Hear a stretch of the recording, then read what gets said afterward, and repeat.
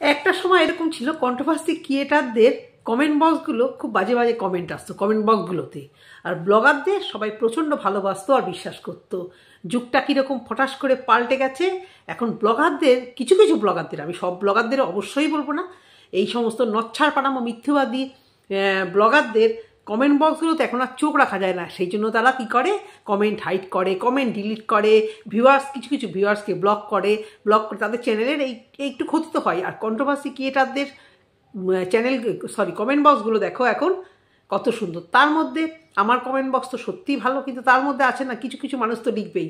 তো এরকম একজনের কমেন্ট কালকে দেখলাম, ঝর্ণা পণ্ডিত, আপনি পণ্ডিতই বটে সত্যি, আপনার পণ্ডিত তো দেখলে মানে আপনি যে বাড়িতে জন্মেছেন আপনার এই টাইটেলটার সঙ্গে আপনার রুচিটা খুব সুন্দরভাবে যায়। আমাকে লিখেছে, আপনি কোথায় থাকেন? আপনাকে কেন বলবো, কে আপনি, হু আর ইউ?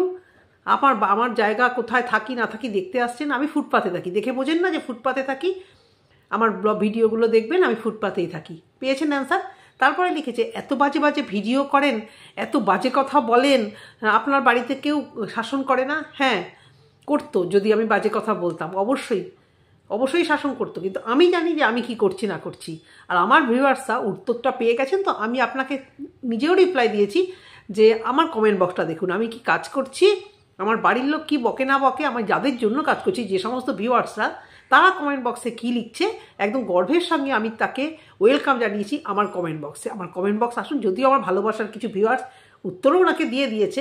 তো যাই হোক, এটা নিয়ে আর ভাটবকে লাভ নেই। এবারে আসি এই আমাদের দেওর বৌদিকে নিয়ে।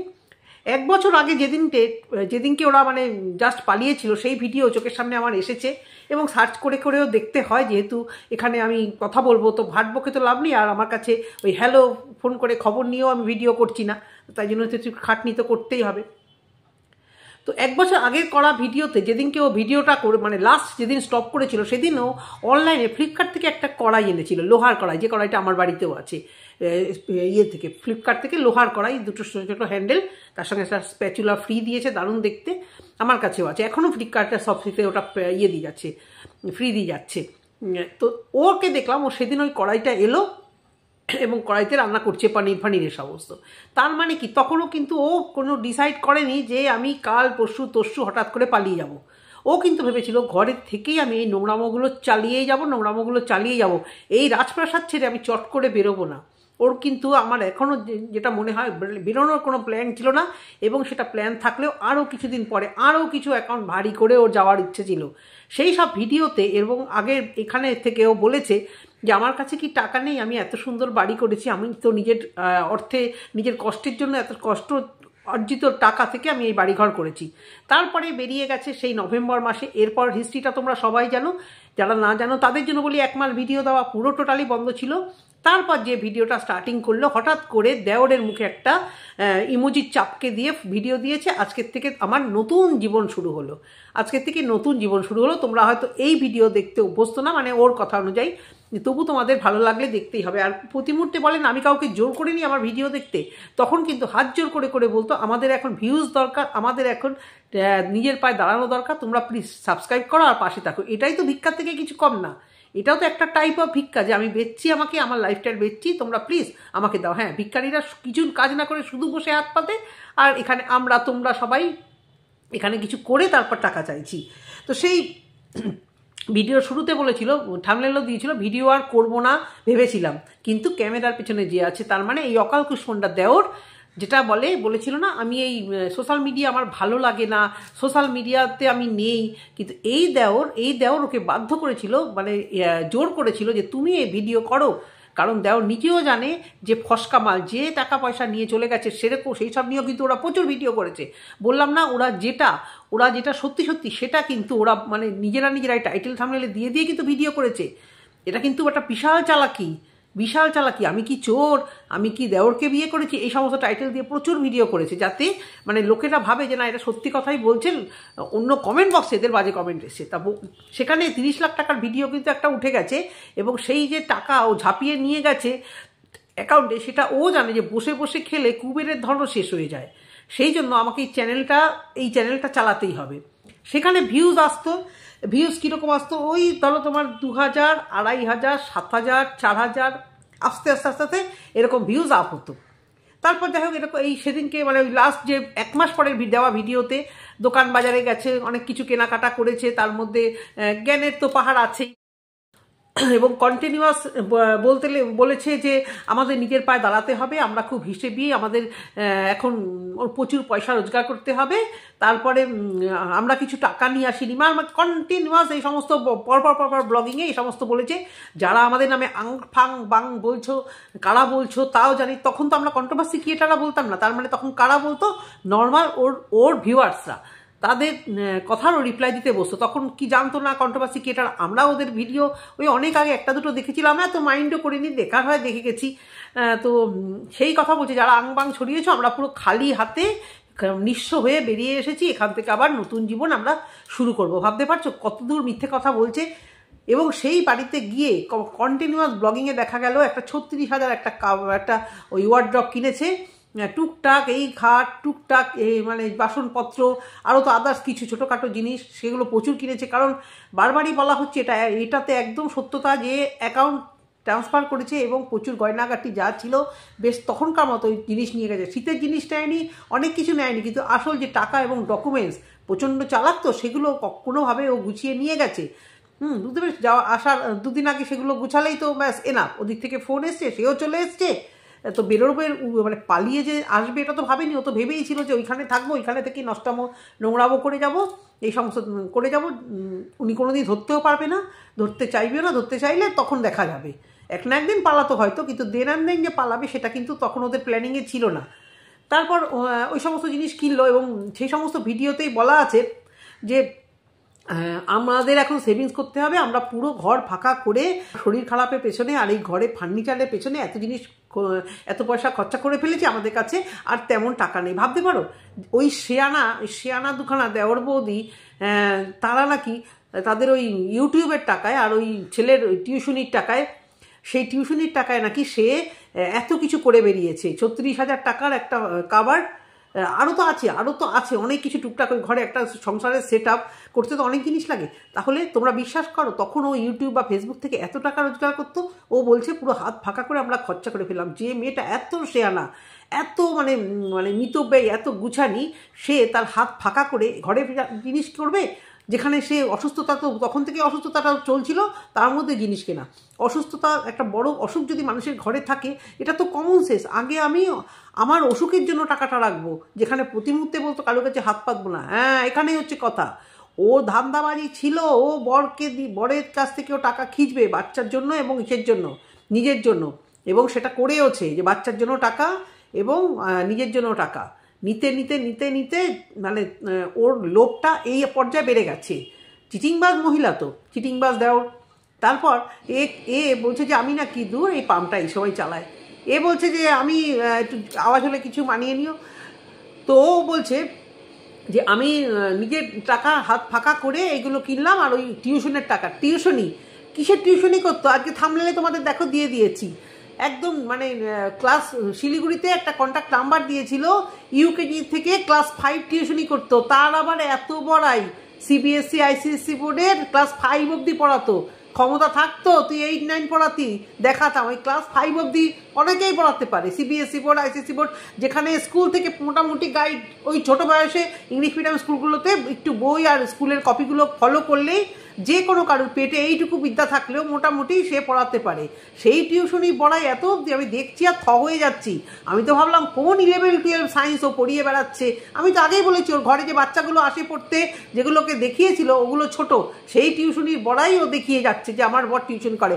সেই টিউশনিতে কত টাকা দিয়েছে বন্ধুরা, সেই টিউশনিতে কত টাকা দিয়েছে। এছাড়াও কমেন্টে রিপ্লাই তখনও দিত, এখন তবু কমেছে। তখন কি দিত, আমাদের খাওয়া নিয়ে, তখন দেখো আমরা কথা বলতাম না, নর্মাল ভিউয়ার্স তাই ওদের খাবারের কথা জিজ্ঞাসা করেছে যে তোমরা এত খাও কেন। আজকে আমি কোয়ান্টিটি দেখেছি একটা ভিডিওতে, কোয়ান্টিটি বেশ ভালো, এবং সেই কোয়ান্টিটি কিন্তু এখনও টিল্ডে খাচ্ছে, এখনও অসুখ হওয়ার পরেও কিন্তু সেইভাবেই খাচ্ছে। এবং আগেও যখন সবে অল্প নাটকটা শুরু হয়েছিল, তখনও কিন্তু সেই খাবার কোয়ান্টিটি একই ছিল। আর এখন গালফোলাটাকে বাহানা দিচ্ছে অসুখের গালফোলা, ওরকম বসে শুয়ে খেলে গাল মুখ হাত ফুলবে না, সবাই প্রশ্ন করবে না। তো তখনকার দিনে খাওয়া নিয়ে কিছু ভিউয়ার প্রশ্ন করাতে সেগুলোর অ্যান্সারও দিয়েছে। ওর ভিডিওগুলো দেখছি আর ভাবছি যে বলছে আমরা না খেতে খুব ভালোবাসি, আমরা তিনজনেই খেতে খুব ভালোবাসি, আর খাওয়ার জন্যই তো এত কথা বলো কেন তোমরা, খাওয়ার জন্যই তো মানুষ কষ্ট করে। নিশ্চয়ই 100 বার ভিউয়ারদের প্রতিটা কথাতে প্রতিটা কমেন্টসে খুব বাজে বাজে রুক্ষভাবে আজকে উত্তর দিত, আর সেটাই ওদের দিনকে দিন কাল হয়েছে। ওরা ভেবেছিল কি যে কন্টিনিউয়াস নিজেদেরকে ভালো বানাবো আর আমার পাস্টটাকে খারাপ করব।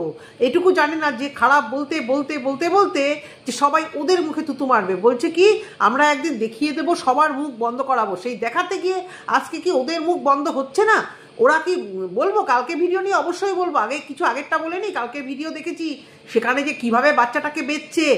বারবার সমস্ত ক্রিয়েটারদের, কন্ট্রোভার্সি ক্রিয়েটারদের আমি রিকোয়েস্ট করছি আওয়াজ তুলো, বাচ্চাকে কন্টেন্ট, বাচ্চাকে বেশি দেখানো যাবে না।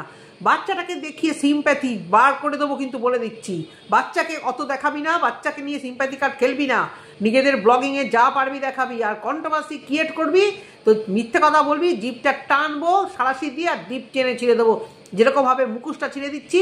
খুব গাত্রদাও হচ্ছে না এই কিছু কিছু পণ্ডিতদের, তারপরে আরও আছে ওদের কমেন্ট বক্সে গিয়ে দেখি তো আমি কিছু কিছু আছে, বললাম না সব মণ্ডল, তোমরা দেখবে ভালো ভালো কমেন্টগুলো প্রথম থেকে লাস্ট অবধি সব মণ্ডল। কালকে ভিডিওতে একজন কমেন্ট করেছে আবার মিথ্যে বললে কেন, ব্যাস ওই সব মণ্ডল তাকে একেবারে মোটকে দিয়েছে। দেখো এখানে অনেকেই মণ্ডল আছো, তারা কিন্তু খারাপ ভেবো না, আমি কিন্তু কোনো টাইটেল বা কাউকে নিয়ে খারাপ কথা বলছি না।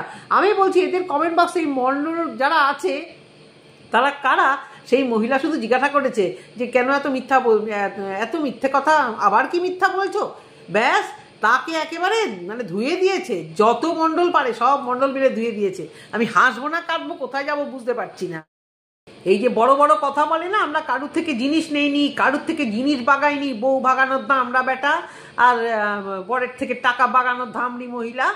আবার কি বলবো একে, কি বলবো এদেরকে আর বলো তো, বাগিয়ে বাগিয়ে সমস্ত সংসারগুলোকে শেষ করেছে। আবার বলছে আমরা কারুর কাছ থেকে ঝাঁট পেতে জিনিস নেই না, বাবার কাছ থেকে বাবাকে মনে হয় ঘাটটা মোটকে। কি ভালো বাবা না, কি ভালো বাবা যে বাবাকে ওয়াইটিতে এসে এইভাবে বাবাকে মাকে কন্টেন্ট করেছে, সবাইকে বেঁচেছে, নিজেরা নিজেদেরকে বেঁচেছে, নিজেদের অসুস্থতাটাকে বাঁচতে বাঁচতে। এবারে ওরা শিলিগুড়িতে কিন্তু যখন ভিডিওগুলো করতো তখন কিন্তু ভিডিওতে একটা কথাই বলতো, আমাদের এখন উদ্দেশ্য হচ্ছে দাঁড়ানো, জীবনে আমাদেরকে দাঁড়াতেই হবে, তার জন্য আমার এই ব্লগিং চ্যানেলটাকে দাঁড় করাতেই হবে। বুঝতে পারছো শুরুটা কোথায়?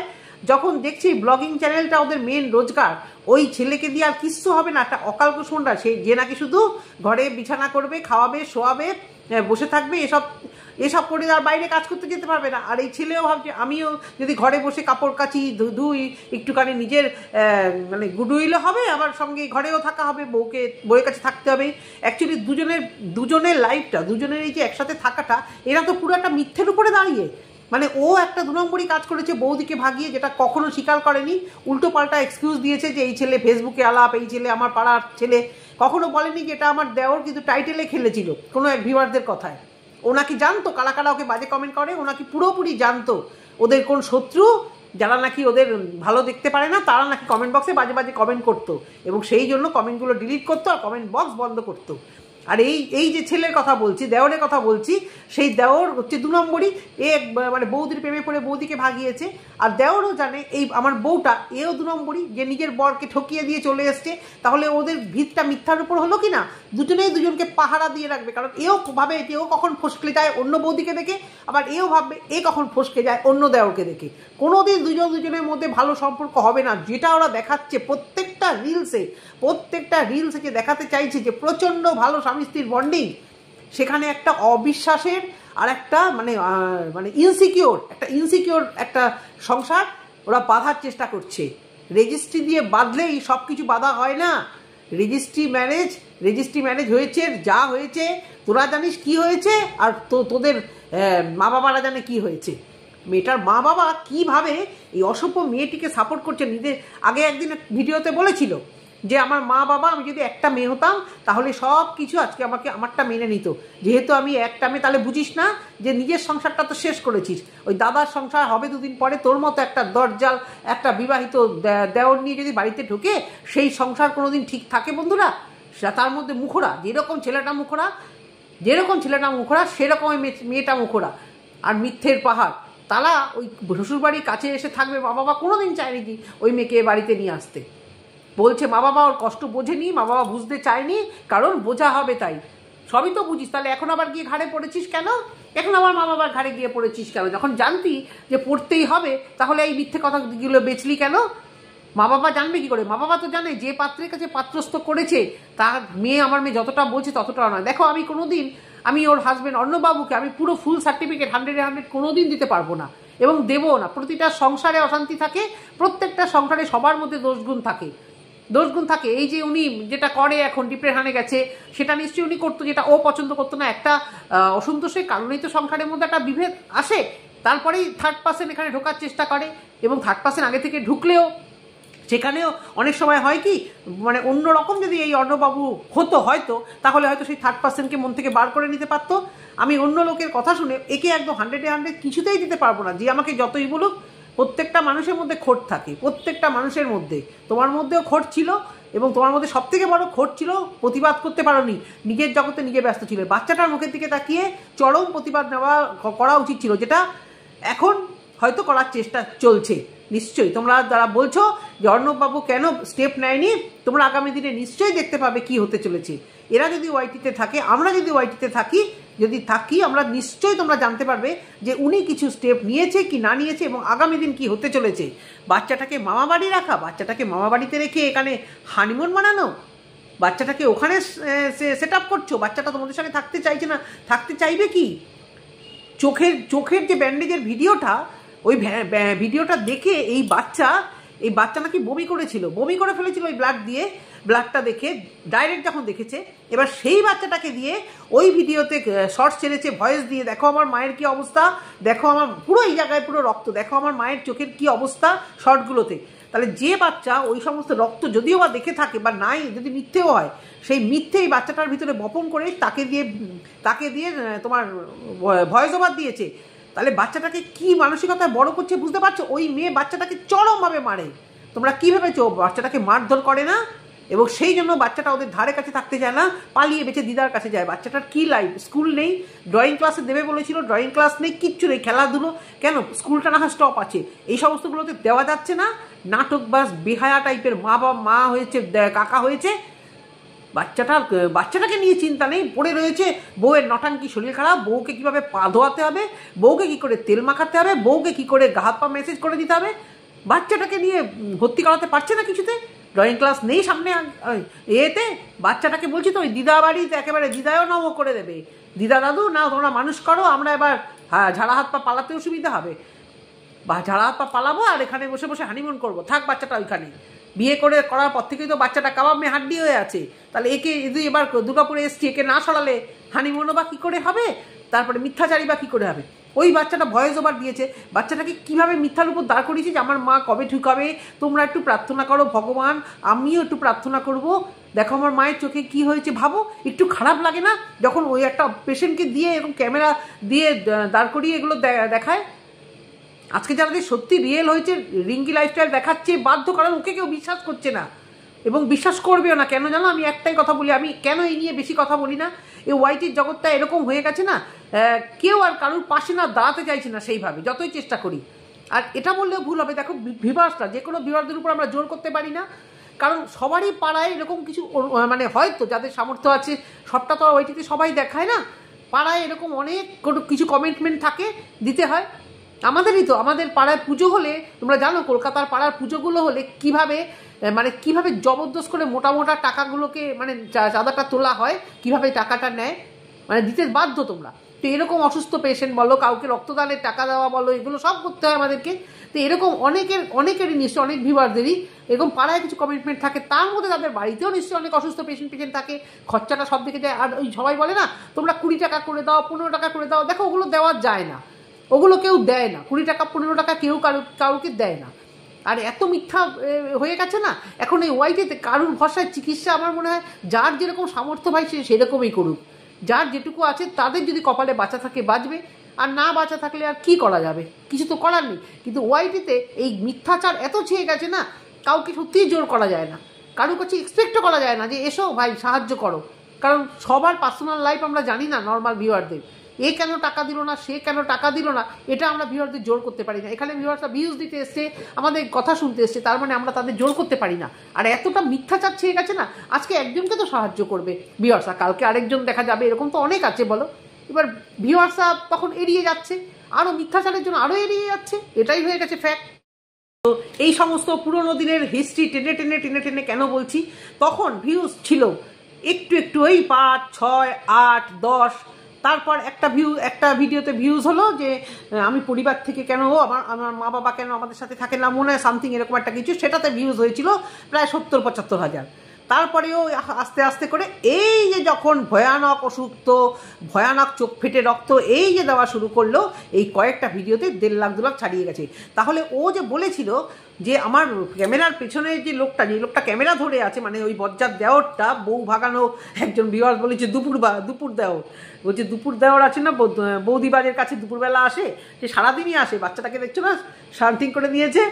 তো ওই দুপুর দেওর হোক, বা তোমরা বৌদিবাজ বলো, বা চিটিংবাজ বলো, বা তোমার যাই বলো, তোমরা তোমাদের মতো বলে নাও, সেই দেওর জানে তারা ওই টিউশনি ছাড়া আর ওই হোম ডেলিভারি ছাড়া আর কিছু হবে না। অনেকে জিজ্ঞেস করেছিল যে তোমাদের চাকরিটা কি, তোমার বর কি চাকরি করে, ভালো ভিউয়ার, তাতেও তার উত্তর কি, এই চাকরি করে, ওই চাকরি করে, যোগ্যতা অনুযায়ী চাকরি আনা, মানে কোনোটা সোজা কথার সোজা উত্তর নয়।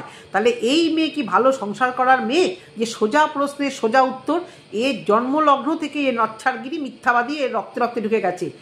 এবার কি বেশ একটা বলছিলাম, বলছে যে আমাকে এই চ্যানেলটা দাঁড় করানো উত্তরই ছিল, মানে আমাকে দাঁড় করাতেই হবে, যেন তেন প্রকারে আমাকে এই চ্যানেল দাঁড় করাতে হবে।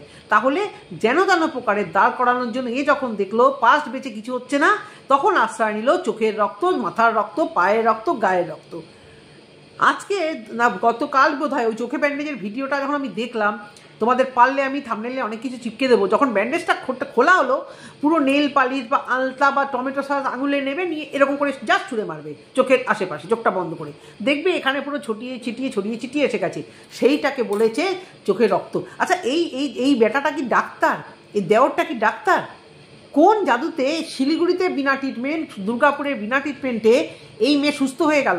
এইবার বাচ্চাটাকে নিয়ে এবার ডাক্তারি শুরু করে দিয়েছে, সমস্ত ডাক্তারি শুরু করে দিয়েছে। এবারে আসি কালকের ভিডিও নিয়ে।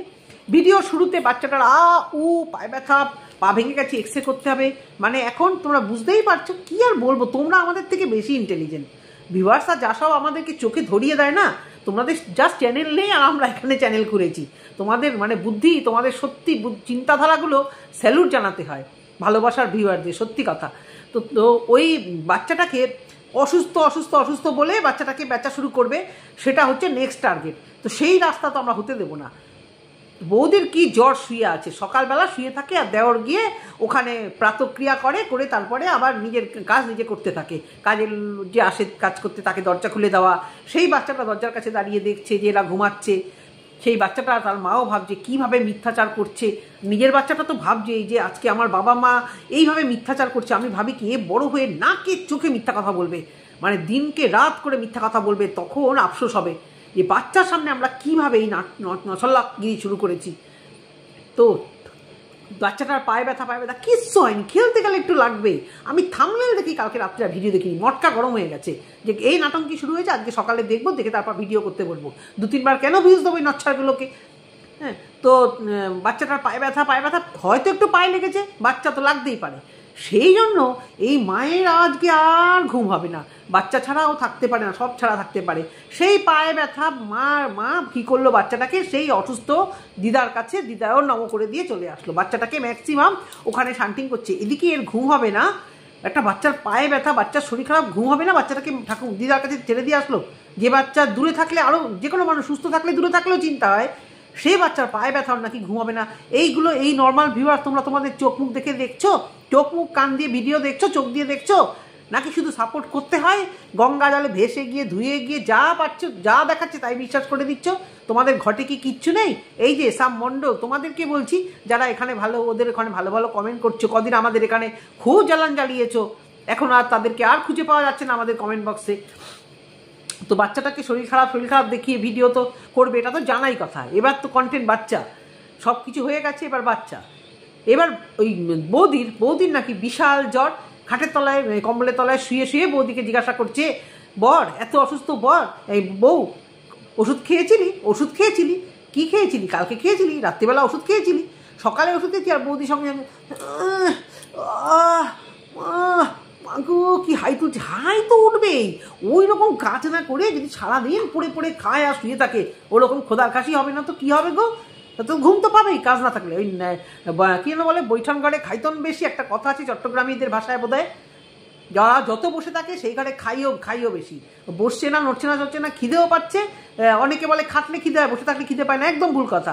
আমরা যখন বেড়াতে যাই ট্রেনে বাসে যাই, যে যেরকমভাবে যাও গাড়িতে, কীভাবে খাওয়াটা শুরু হয় বলো? যেটা আমরা নর্মালি বাড়িতে খাই, কাজ থাকে না, বসে বসে বিশেষ পাহাড়ের পাশে হোক, সমুদ্রের পাশে হোক, বসে রাক্ষসের মতো খেতে থাকি। বাড়িতে আমরা খাই ওরকম। তার মানে কি, তখন আমাদের কাজ থাকে না, বসে আছি আর খেয়ে যাচ্ছি। তো এর হয়েছে তাই, বসে আছে ওরকম, মানে গান্ডে পিন্ডে খাচ্ছে, ফুলে যাচ্ছে আর হাই তুলছে সমানে। বাচ্চাটাকে নিয়ে জ্ঞান দিতে বসলো, ভিডিওটা 15 মিনিটের, কাজ তো কিছু দেখাতে পারছে না। মাগো ওই গুগলিগুলো খায়, কী করে খায়? কারোর খাওয়াকে আমি ছোটো করি না মাগো, আমার যে মানে নামটা মানে শুনলেই আমার গা গুলিয়ে আসে। যাই হোক, ওরা ভালো খায়, খাক। সে গুগলি রান্না করলো, গুগলি খেলো, সব কিছুই বাপের বাড়িতে পাঠাবে, কিন্তু ওই পাঠাবে, আমরা দেখতে কিছু আর পাচ্ছি না। তো বাচ্চাটাকে আমি দেখছি যে এই বাচ্চাটাকে এবার দেখানো বন্ধ করো, খুব খারাপ হবে কিন্তু। এমন বাজে বাজে কিছু খবর চলে আসবে, এমন বাজে বাজে কথা চলে আসবে বাচ্চাকে নিয়ে বেচা, তখন আর মুখ লুকিয়ে থাকতে পারবে না। খুব ভালো লাগবে তো, আমি না বলি আরেকজন বলবে, আরেকজন না বললে আরেকজন বলবে। খবর কখনো চাপা থাকে? সব খবর ধু ধু করে বেরিয়ে আসছে। সুতরাং বাচ্চাটাকে নিয়ে ব্যবসা করা বন্ধ করো, হাইড করো আর যাই করো। ভিডিওগুলো যে দেখছো বোঝাই যাচ্ছে। আমার ভালোবাসার ভিউয়ার্স একজন কমেন্ট করেছে, দিদি তোমাদের কথায় দেখো আমার কমেন্ট বক্সে আছে, আমি কোনো অন্যের কমেন্ট নিয়ে কথাও বলি না, আর আমি মানে নিজের কমেন্ট বক্সে যেটুকু ওঠে সেগুলোই ঠিক মতো দেখতে পাই না, যেটুকু দেখছি, যে কটাই আসুক, তো চেষ্টা করি সবারটাতেই রিপ্লাই দেওয়া। সে লিখেছে, দিদি তোমাদের কথায় দেখো, নিজে ওষুধ খেয়েছে বৌদি, তোমাদের কথায় এবার পুজো দেবে। সত্যি কথা, দেখবে তোমরা এবার পুজো দেবে।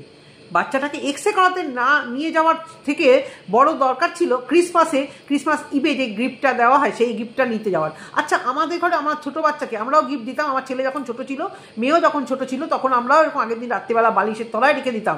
কিন্তু আমরা কারোর কাছে তো রেখে যেতাম না। ক্রিসমাসের আগের দিন বাচ্চাকে নিয়ে ঘুরতে বেড়াবো, একটা মজাই আলাদা, কি তাই তো? সুন্দর, এখানে আমাদের ধর্মতলা তো জানো কি সুন্দর নিউ মার্কেটে সাজায়, সেখানে নিয়ে যেতাম। বাচ্চারা কি অতটাও বুঝলেও না, ওরাও চুপ করে থাকে যে কে দিচ্ছে। এখন ছেলেমেয়েরা বলে যে স্যান্টা দিত না, তোমরাই দিতে, সব বোঝে। কিন্তু ওই বাচ্চাটাকে যদি নিয়ে যেত, হ্যাঁ না বাইকে করে, তাহলে উত্তম সুচিত্রা হবে কি করে? এই পথ যদি না শেষ হয়, অসুস্থ, চোখ মুখ নাক পুরো ঢেকে মাছগুলো যাচ্ছে, যদি ধরতে পায়, যদি ধরে আগা 5 তলা দিতে থাকে, তার থেকে চুপচাপ হবে। সেই দিনও আসবে, ওর বাইরে বেরোনো বন্ধ হবে, তখনই দুর্গাপুর ছাড়তে বাধ্য হবে। অত সহজ নয়। যাদের সঙ্গে অন্যায় করেছে তারা ছাড়বে না। সবাই যেটা ভাবছো না, এতদিন কিছু বলেনি, এতদিন কোথায়? হার্ডলি তো 1 বছর পালিয়েছিল। বাগে আনতে দাও জিনিসটাকে। ঠিক হচ্ছে, যেরকম কাজ হওয়ার ঠিক হচ্ছে। তোমরা কি ভেবেছো এরা পার পেয়ে যাবে এরকম করে? এইভাবে ভিডিও করবে, মিথ্যাচার করে, এইভাবে দেওর বৌদি ঘুরে বেড়াবে, বাচ্চাটাকে নষ্ট করবে, বাচ্চাটার লাইফ নষ্ট করবে, বাচ্চাটাকে কন্টেন্ট বানিয়ে, বাচ্চাটাকে দিয়ে ভয়েস ওভার দিয়ে কি ভিডিও করবে, আর বাচ্চার বাড়ির লোক বুঝি চুপ করে থাকবে? হ্যাঁ, ওইখানে কিছুতেই থাকতে পারবে না। ওই বাচ্চা বড় হলে বাবাকে রাস্তাঘাটে দেখবে, দাদু ঠাকুমাকে দেখবে, ছুটে যাবে না, তখন এই মা কপাল হাতড়াবে। দেখে নিও, মিলিয়ে রেখো তোমরা। বাচ্চা অবধি, বড় হওয়া অবধি ছেড়ে দাও। আর এখন তো যেটা করার করবেই। কদিন থাকে বাচ্চা ওদের কাছে সেটা দেখো কদিন থাকে। তো যাই হোক, এবার বাচ্চাটাকে ক্রিসমাসে আমরাও নিয়ে যেতাম, যেটা বলছিলাম, নিয়ে গিয়ে বাচ্চাটাকে কি ওর পছন্দ, ও দেখলো ওর মতো দেখে, যে কোনো একদিন আমরা যেটা করতাম সেটাই বলছি, হাজব্যান্ড ওয়াইফ একজন, বাচ্চাটাকে হাত ধরে দোকানটার বাইরে চলে গেলাম, আর বাবা হোক বা মা হোক যে ভিতরে থাকবে সেটুকু করে ওটা কিনে নিল। তাহলে কি বাচ্চাটারও ঘোরা হলো, আমরা বুঝতেও পারলাম যে ওর মনে কোন জিনিসটা পছন্দ দোকানে। এটাই তো একটা টেকনিক। না সেসব করলে তো হবে না। স্বামী স্ত্রী মিলে বেলা বেরিয়ে, দেখছো না এখন বাইরে বেরিয়ে আর কিছু খাচ্ছে না। তোমরা বিশ্বাস করো, এত যান নুলো যে নাকি যারা নাকি এত খেতে ভালোবাসে বাইরে যাচ্ছে আর আসছে। আর বাচ্চাটাকে যেখানে এমার্জেন্সি দরকার ছিল, অ্যাকচুয়ালি না, ওই যে দেওর হচ্ছে, বলছি না, একটা ডাক্তার, ও হচ্ছে হাফ ডাক্তার, ওই জন্য বউয়ের ট্রিটমেন্টও সুন্দর। দেখো না, কোনো রকম মানে ট্রিটমেন্ট ছাড়া বউ কি সুন্দর ভালো হয়ে যাচ্ছে। হ্যাঁ, তাহলে ডাক্তারি করছে ওই দেওরই, সে যে কোন ইঞ্জেকশন পুশ করছে সে ওই জানে, আজ অব্দি দেখলাম না কোন ইঞ্জেকশন কোন জাদু বলে। এবার ছেলের যে পায়ে লেগেছে এক্সরে করাতে হবে, মাগো ডাক্তার দেখাতে হবে, মাগো প্লাস্টার করাতে হবে, এরা সব পারে। এরা ওই ফলস প্লাস্টার এনে ঠাসিয়ে দিতে পারে, যদিও এখন ওদের মার্কেটের যে অবস্থা সেই রিক্স ওরা আর নেবে না। কিন্তু ওই দেওয়ার কিরকম ডাক্তারি করে, রাত্রিবেলা মাগো রাত্রিবেলা বুঝলি আমার ঘুম হবে না, কি চিন্তা গো, ঘুম হবে না, এমন ঘুম হবে না, তার থেকে বরং যে অসুস্থ দাদু দিদা দিয়ায় শান্তিং করে দেয় ওখানে, আমরা এখানে পড়ে পড়ে ঘুমাই। ওষুধ খেয়েছিস? ওষুধ খেয়ে কেন বউয়ের পাশে থাকো না রাত্রে? কোথায় যাও? বউ ওষুধ খেয়েছে কিনা দেখতে পাওনি নাকি? মজ মস্তিতে ওখানে ভিডিও এডিট করো আর মিথ্যাচার কী করবে সেই দিকে ব্যস্ত থাকো। জ্বর সর্দি কাশি, গাছে জল দিচ্ছে সেখানেও শরীর খারাপ। মানে শরীর খারাপ এদের আর পিছন ছাড়ছে না। আমি শুধু ভাবি এই শরীর খারাপ যেদিন চেপে ধরবে বাচ্চাটাকে। আজকে কি করে জানি না, হয়তো আমাদের গুতনি খেয়ে হয়তো আজকে কোনো ডাক্তারের কাছে ক্লিনিকে নিয়ে গেল, একটা বাচ্চা খেলতে গেছে লেগেছে, আর্নিকা দিয়ে দে, নিজের পক্ষে মুভটা একটুখানি দিয়ে দে, তাও তো দেখাতে পারলি না যে মুভ ফুভ কিছু মালিশ করা হচ্ছে, ভুলিনি হোক মুভ হোক। বাচ্চাটা জামা কাপড় পরে পা ভাঁজ করে বাচ্চাটাকে শেখানো হয়েছে একটুখানি উয়া করবি, আর একটুখানি পাটা টেনে পিঠে ব্যাগ নিয়ে ড্রেস ট্রেস পরিয়ে দিয়ে দিল। কি না আমাদের বেরোতে হবে, ক্রিসমাস ইভ মানাতে হবে না, যেগুলো তো মানিয়ে এসছে আগের হাজব্যান্ডের সঙ্গে কলকাতাতে মানিয়েছে, সেই সব লাইফ তো জানে কলকাতার ক্রিসমাস কি সুন্দরভাবে উদযাপন হয় পার্কস্ট্রিটে। আমরা যাই না, মানে আমি যাই না, যাওয়ার ছেড়ে দিয়েছি, সেই ছেলে মেয়ে এখন বেরোবে, বাবা বেড়াতে গেছে, আমি নেই এর মধ্যে। আমি আগে গেছি, প্রচুর গেছি। ওই ভিড়, মানে কলকাতার লোক থাকেই না, ম্যাক্সিমাম মফস্বল থেকে লোক এসে ভিড় করে পার্টিতে মাথা খারাপ করে দেয়। তার থেকে মাঝখানে ছুটি আছে, ওই ছুটিগুলোতে যাবো তাও ভালো। এই 25শে ডিসেম্বর আর নেই। আর এমনিতেই মেয়ের পরীক্ষা, মেয়ের বন্ধু বান্ধবের মায়েরাও এখন আর প্রোগ্রাম করতে চাইছে না। সব মিলে যাই হোক, আমার কথা ছাড়ো, আমি এদের কথা বলছি যে বাচ্চাটাকে রেখে একটা কি কিনলো না ক্রিসমাসে, একটা ব্যাট, ওই সম্বল সব আছে পয়সা, কিন্তু বার করবে না, কারণ ভবিষ্যৎ অনিশ্চিত। যে দাঁড়ানোর কথা বলছিল দাঁড়াবে, যে টাকাগুলো জমিয়েছিল সেই টাকাগুলো জমিয়েছে। আর তো ভিডিওতে সেভাবে কেউ ভিউজ দেবে না, আর দেওয়ার দরকার নেই ভিউয়ার্সরা। তোমরা যেটা করছো আমাদের সাথে থেকেও পাশে থেকেও সব জানতে পারবে। টাটা।